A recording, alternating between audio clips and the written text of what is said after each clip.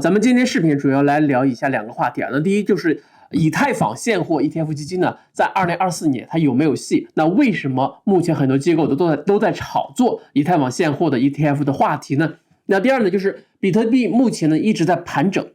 很多博主呢又在制造恐慌的气氛。那么作为加密行业的投资者，那我们应该怎么做？那目前来看呢？到底是牛市的什么阶段？满仓的朋友又该如何操作呢？请大家一定要看到视频的最后啊，相信一定会对你的投资和思考有所帮助啊！请注意，本期视频纯属个人观点分享，不构成任何投资建议。加密货币市场风险很大，你有可能输掉所有的本金。如果说你不熟悉这个市场，请不要轻易投资。如果你想快速入门加密货币并开始赚钱，请加入力哥的会员群，那链接呢就在视频的下方。好，那我们现在进入这个正题的第一部分。那自从比特币现货 ETF 通过之后，市场上面一直充斥着以太坊现货 ETF 的声音，很多机构都出了自己的预测报告。那大部分的机构呢认为是2024年5月份会通过以太坊的现货 ETF 基金。那我大概呢浏览了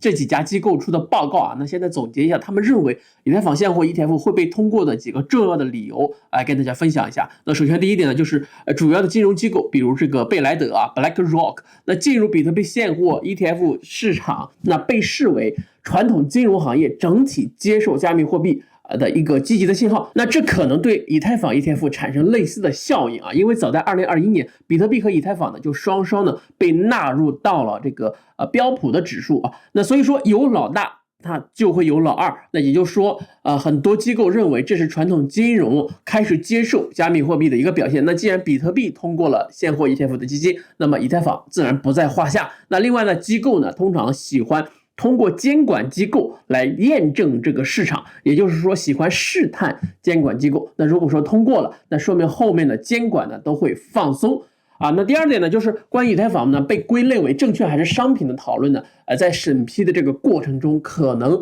会扮演非常关键的角色。那 SEC 的主席Gary Gensler 经常辩称，他说除了比特币之外，所有的加密货币它都是证券。那然而呢，根据彭博社分析师 James Seyfarth，他说，美国证券交易委员会几乎已经含蓄地接受了以太坊作为一种商品，而不是证券。那他说呢，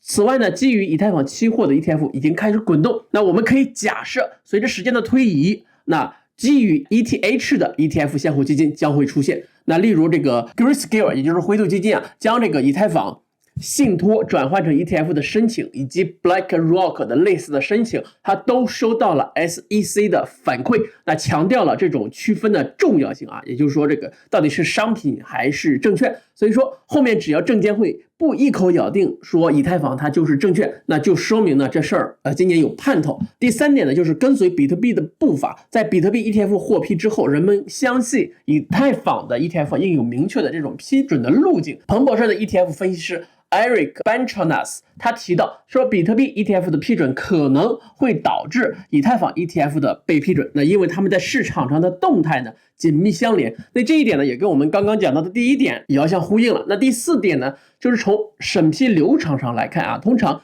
现货 ETF 的审批呢，通常会涉及到几个步骤啊。那首先呢，就是 DCM 期货上市，然后呢，就是这个40法案和33法案期货的 ETF， 最后呢，才是期望的现货的批准。这种逐步的过程呢，也是在比特币 ETF 的审批时间线中，我们可以看到是这样子的流程。那我们看这个图片啊，那前面呢就是比特币的一个总的一个流程，那后面呢就是以太坊的这个历程啊，那只差了最后一步，现货以太坊的这个 ETF 基金通过。那第五点呢，就是政治和监管动态。那分析师认为，现货以太坊 ETF 的批准呢，可能会受到政治和监管动态的影响。那比如说这个TD Cowen 他的分析表明，那 SEC 呢可能会因为政治考虑而推迟批准以太坊 ETF， 那并且呢可能更愿意首先获得最近批准的这个比特币 ETF 的经验。那第六点呢，就是市场的一个期望。尽管审批时间线存在不确定性和不同的预测，但加密市场普遍期待着，那交易者们呢正在以与比特币相同的方式在积累着ETH， 表明他们相信随着审批日期的临近，那以太坊的价格可能会上涨。那甚至有人会预测2024年5月份以太坊现货 ETF 就会被通过，那到时候这个价格呢就会涨到4000美元一枚，那目前呢是2200多。也有分析师认为呢，2025年年底或者是2026年年初才会被通过。那我个人的观点是啊，那不管通不通过都不会影响本轮牛市的到来。那以太坊该涨的时候它还是会涨的。那另外呢，大家一定要关注一下坎昆升级的一个情况。那我在另外一个频道区块链日报上每日的这个更新啊，都会关注这件事情，欢迎大家去订阅一下。那接下来我们进入今天视频的第2部分。那自从比特币现货 ETF 通过之后，这个市场呢它就没有好好的涨过，那一直在这个处于一个横盘震荡整理的一个状态啊。那甚至市场上出现了很多让人恐慌的这种看空的言论。那如果说咱们频道的大部分人都已经满仓待涨了，那我今天在社区做了一个这个投票啊，我看到是60%多的这个朋友呢是满仓待涨。那我们应该怎么样应对市场上这种恐慌看空的言论呢？那我认为呢，大家呢应该学会独立思考。那这个时候很多惊悚的看空的言论确实可以引发很大的流量，但是呢，一旦你听了这些言论，在牛市初期就被这个震荡震下去车了，那后面如果不再出现这种买入的低点的话，你会不会后悔整个牛市啊？那么问题来了，那目前是牛市的什么阶段呢？那我们先看一下这个牛市初期啊，是一些明显的一个特征啊。那这个牛市初期的这个明显的特征，那是在这个股市、债市甚至加密货币都是通用的啊。那币圈中也会出现这种信号。那我们就看一下这个几个明显的特征。那市场特征，那多数币呢由于深度被套而处于跌不动的一个状态，但只要出现一笔稍大的买单，那价位呢就会上升好几档啊。原本处于麻木状态的中小投资者受到这个刺激，往往又开始割肉，所以说将这个币价呢很快又打回原位。我们打个比方说，就好像是立春过后的天气啊，虽然说也会遭遇到倒春寒，但是呢，每次冷空气过后，气温呢都会明显的回升的更高。那反映到盘面上，就是看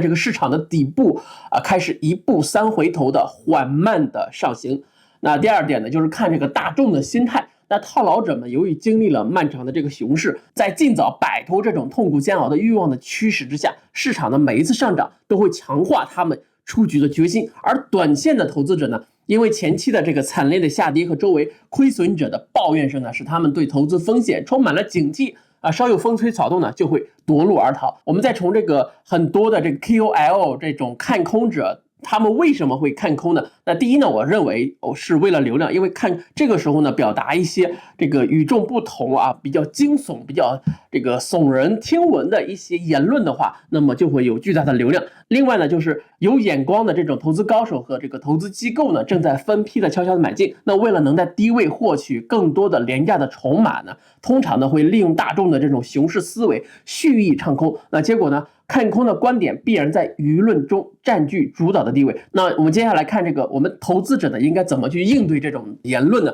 那当市场表现符合牛市初期的特征，即价格虽然上涨后再下跌，但底部呢持续抬高，而此时看空的观点呢却在舆论中占据主导地位的话，应解读为进场买入的一个信号。所以说我们看通过以下几点啊，大家应该看得清楚，目前的市场呢基本上就是处于在牛市的初期。那这个市场上很多唱空的声音呢都是杂音，那我们应该呢坐稳扶好，那不看少看这种看空的观点，那大家去独立思考一下，那对应一下我们现在的这个特征跟这个我们刚刚前面讲到的，那到底是不是符合？那我们大家呢都是普通人，那普通人最容易受到别人的影响，那一旦受到这种影响呢，就容易去冲动去操作，去卖掉你手中低价的筹码。所以说这种冲动的操作就是最容易被震下车。大家一定要记住啊，你的低价筹码千万不要轻易的交出去。其实我们这个加密货币市场呢，其实比股票和其他的金融行业容易